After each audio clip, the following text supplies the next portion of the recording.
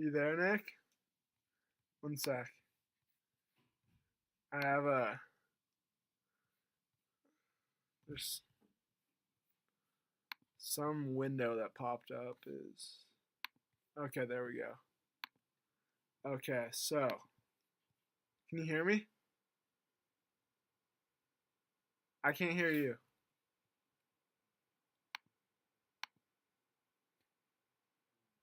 I can't hear you. Hold up. Can you hear me? Shit. Okay, one sec. I'm just... Nick?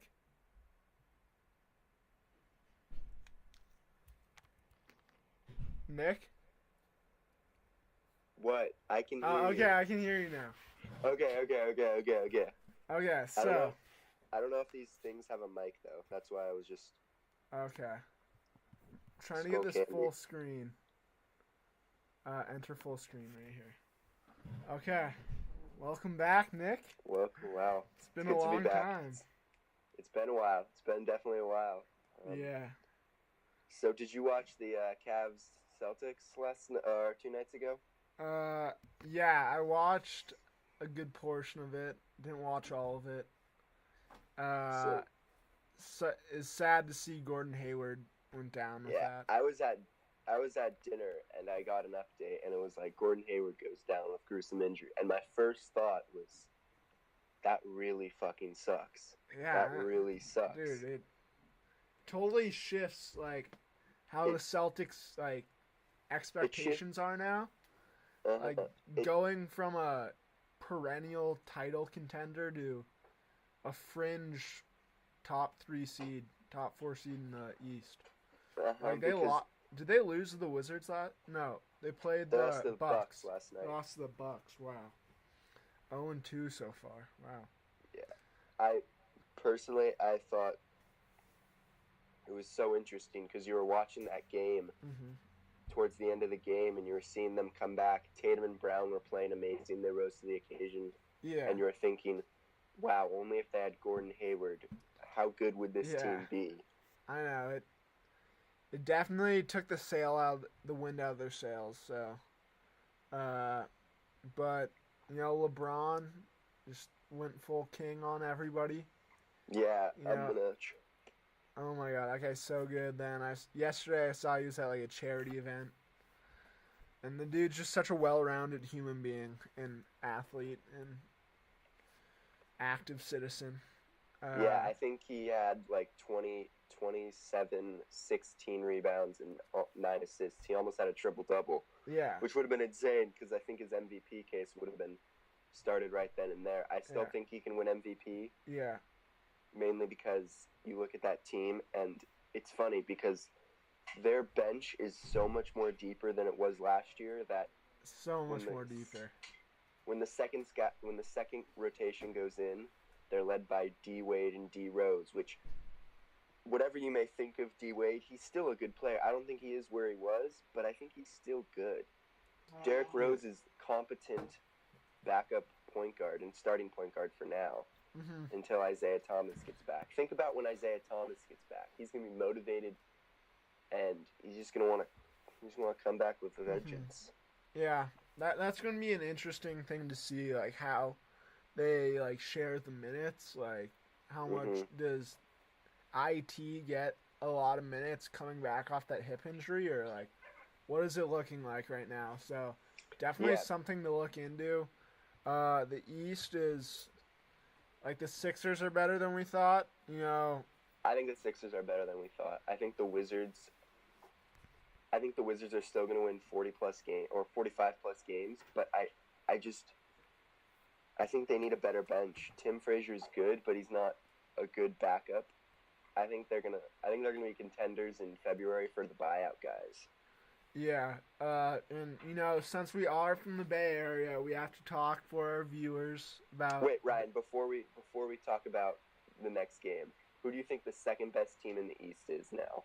Oh. In terms of talent and actually think they can get it. I don't know. The Pistons are looking good. I had them Second up best there. team though.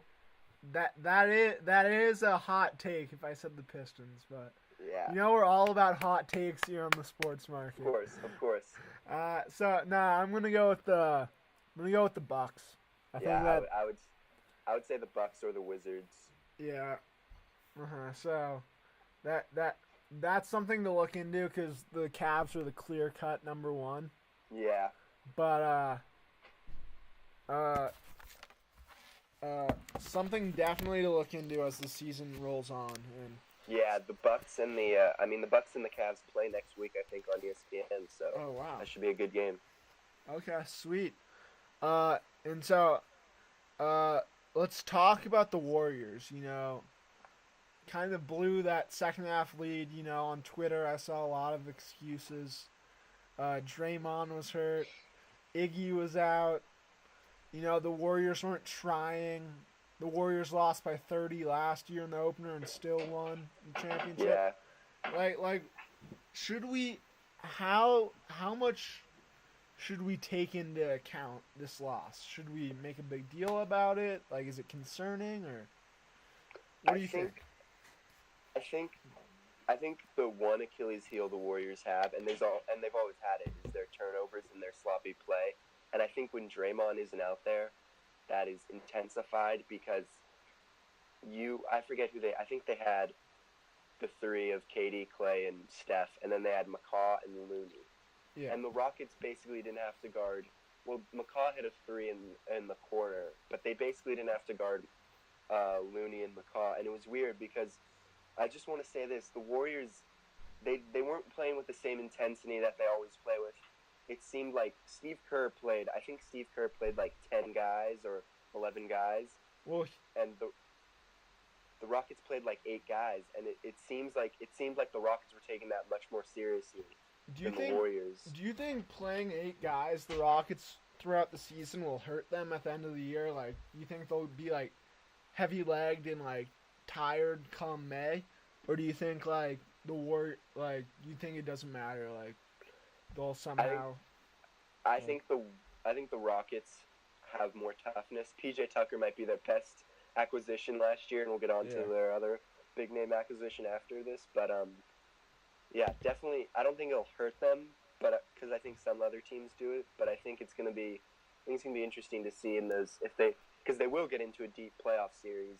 I think they'll get in a deep playoff series with the Thunder, and the Thunder I think have more depth than the Rockets. So it'll be interesting to see in Game 6 or 7 in the fourth quarter if their legs get tired. Yeah, definitely. Oh yeah. So really quickly, let's talk about kind of like Eric Gordon, what his role with the team is, and kind of like Chris Paul and Harden. Like, this team's looking scary with how talented it is and how everybody has a role on the team. Yeah, it was. Go ahead. Oh, okay. It was very interesting in that game last night or 2 nights ago because Chris Paul, he doesn't look like he knows how to play the Rocket system yet. Sometimes on the court, he'd have these weird like spacing moments where he would be like not really a wing player, but like kind of in the middle of the wing in the corner, and it'd be like, what is he doing while Harden would just kind of drive and kick, and it'd be weird. And there was one play that I thought illustrated it the best.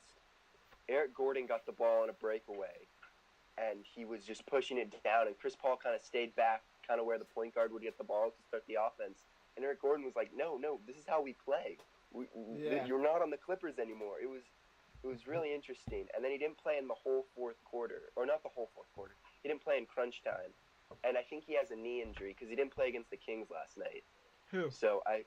Chris Paul. Oh, wow. Okay. Well, and that's it's weird because keep an eye on. I think it's going to take time for them, but I think the Rockets are a better team than last year. Of course they are, but I think they're better in different ways. I don't think they're better because Chris Paul is going to now be like the facilitator passer guy. I think they're better because they have more toughness than they did last year. Yeah. And I think what Chris Paul brings to them, even if Chris Paul averages like, I don't know, 17 and 10, maybe I don't know if he can average 17 and 10, but if he does, maybe he doesn't average a ton of minutes and a ton of points, but he's the leader that the team needs. Okay. Because James Harden is not a leader. James Harden just wants to get the ball and score it, or Yeah. get the ball and pass it to a teammate. Okay, sweet. Let's move on to our next topic. We're going to talk about kind of the other games in the NBA. Suns getting destroyed by the Blazers. What's your intake on that? No, what's your take on that? Because I think I have an interesting take on that, but you can go first. I don't know. I was talking the other night to a Suns fan in the dining hall, and I was more bullish on the team than he was. I was like, they got a lot of assets. They got Jackson, Booker, like Ulis, like Bledsoe. Like they have like a good core of young players, but they're still a really young team. And the Blazers, they got like Nurkic. What's his name? Nurkic, I think. Nurkic. They got him. They got the two Splash Bros and McCollum and Lillard. They just got it. They got a nice, well-rounded team, which they've kind of always had, but it's a little bit more exacerbated this year than usual. So I kind of like that. I think that's a team to watch in the Pacific Northwest. Yeah, I'm looking at the box score right now, and it's interesting. For the Suns, Devin Booker only had 12 points on 17 shots. Josh Jackson had 11 points on 10 shots. Like, my worry for the Suns is that they only have Devin Booker, and they're gonna trade Eric Bledsoe eventually. T.J. Warren just got this huge, or I don't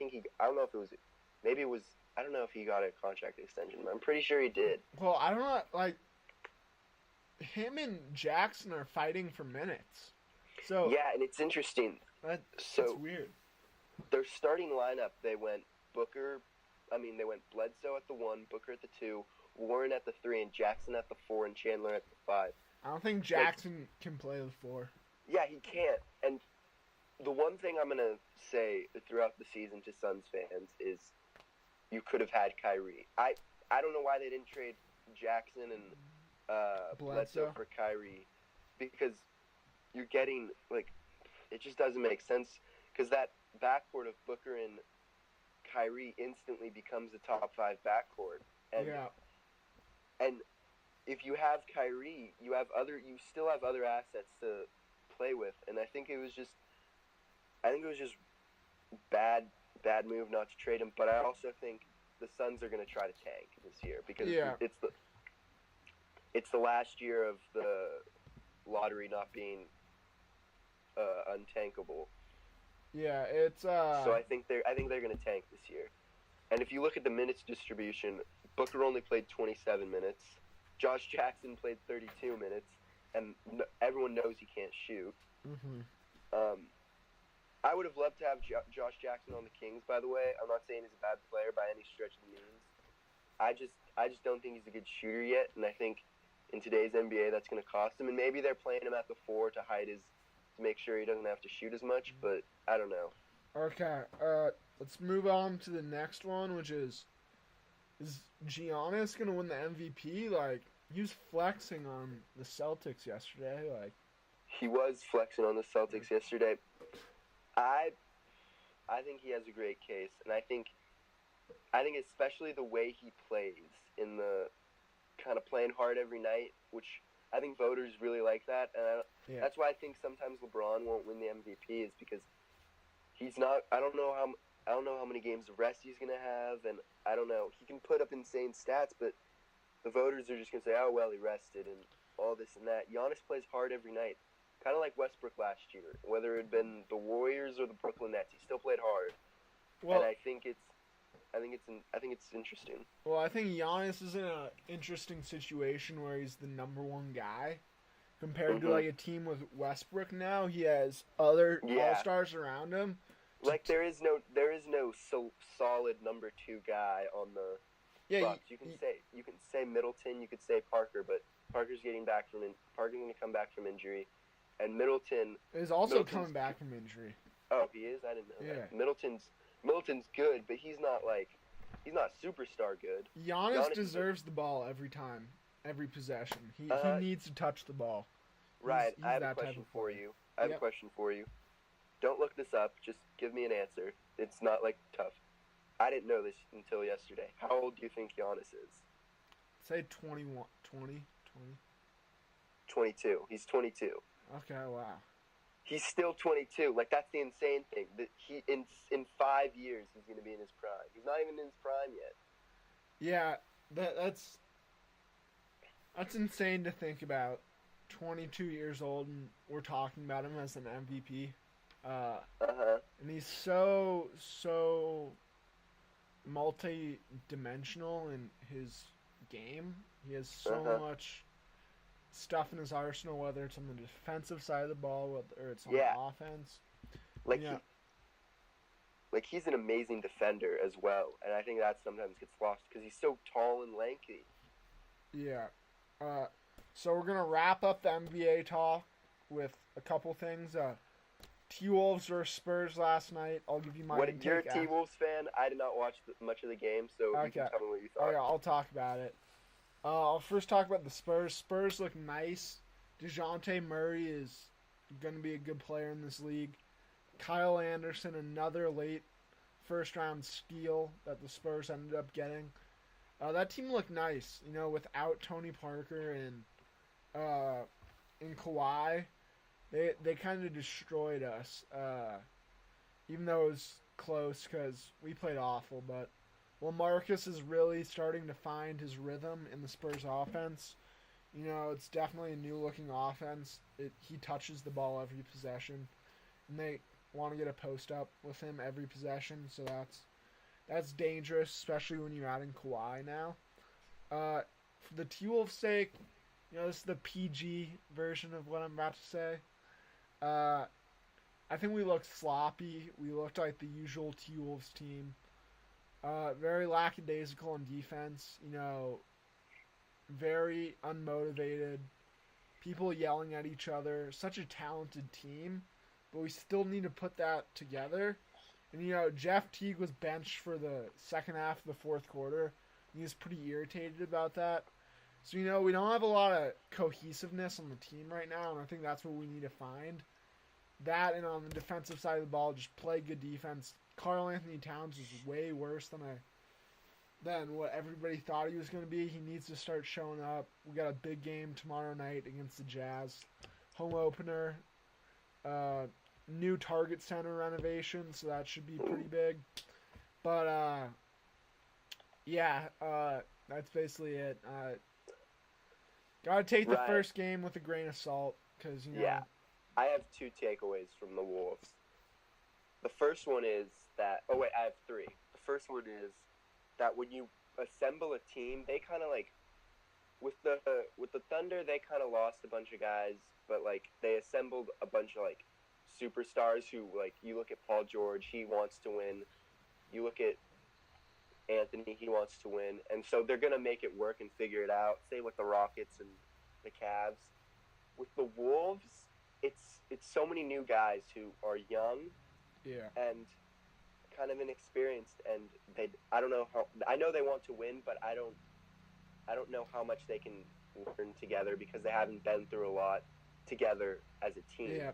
And individually before they were brought together. Carmelo Anthony's played in playoff games. All these guys who have been brought in together in the crazy offseason, they've played in playoff games, and they've played in regular seasons where they've had to win. And I think it's going to be tough for the Wolves. I think it's going to be a growing process, but I think once they get it, they'll be great. And I have something that's going to upset you. Upset me. I love Andrew Wiggins. I've always loved him, but I think he's 2 things. One, I think he's kind of like a Rudy Gay, where he just wants to score the basketball. He doesn't do much else. He's a great he should be a great defender, but he isn't, and that concerns me. That his calling card was. I remember watching that draft. It was well, if it doesn't become an elite scorer, he's still going to be an amazing defender, and it's kind of been the opposite. And he's also a very garbage time player. They were down. I think they were down 8 or 9 or something. They were down the game was over, and he was. I think someone was ahead of him, and he just pulled up and took a 3. He missed it, and I was just like, make the right play, make the right pass. Yeah. I still think the best is yet to come with Andrew. He's I think the contract extension definitely fooled a lot of people because people thought, okay, yeah, he's like a finished product now, and I don't think he is. No. And then my third thing was concerning. Karl Anthony Towns is an amazing offensive gifted player. He is. Yeah. He could be Tim Duncan, but he isn't. He is not that good on the defensive end, and I think that's what playing defense. That's what they're gonna need. He's kind of like he could turn into Boogie, which I love Boogie, but Boogie doesn't play any defense. Not the attitude part of Boogie, but the kind of offensive game of dominating, doesn't play a lot of defense, and I think they need a rim protector, and he needs to be that guy. Taj Gibson, I think Taj Gibson's an amazing player, by the way. I think that was a great addition. Yeah. I think that's one of the more underrated additions. Same. Ryan, what are your sleeper teams? I'm not going to say to win the title because I think there's only a couple teams that can win the title, but I'm going to say to make the playoffs, either East or West. Well, I have two teams in the West that aren't really sleepers, but I think they're really good and could make a run at the conference finals or semi-conference finals. Could get an upset. Could get an upset. Could upset like a top 3 seed. That's the Trailblazers. Ooh. And the Utah Jazz. Ooh. Which I'm really high on. Of course, everybody knows my admiration for Ricky Rubio.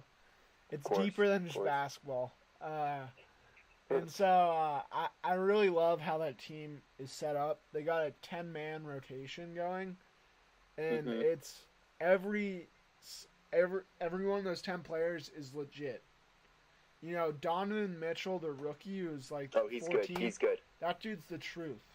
Right. So, I don't want to upset you, but it's almost 10 my time. It's 10 minutes until. Okay. So, I'll give you my quick sleeper teams. Do you want to save the NFL for next time? Yeah, sure. Okay, my sleeper team is one team. It's the Orlando Magic. I know they can't shoot. I know they're not they don't have a ton of talent, but I love their coach. I love Frank Vogel. I think Aaron Gordon's going to have a amazing year. I think he might make the All-Star team. That's just because the East is not that deep. I love Jonathan Isaac as a defender. I think they can become a great defensive team. And, yeah, they're my sleeper team. I think they can sneak into the 8th seed. Okay, sweet. Okay. Well, Nick, pleasure as always. Of course. What was that? Of course. No, before you said of course. Yeah, same. I think I said the same. Okay. Well, don't forget to subscribe. You know, we're going to come out with more content. Of course. You know, this is not the most conventional sports market video, we know. But we're doing what we can to let our voices be heard and appease you guys. So, we're back, baby. And hopefully we get another one out sooner rather than later, hopefully. So, see you guys later. Nick, I'll see you later. See ya. Have a good day. You too. Bye.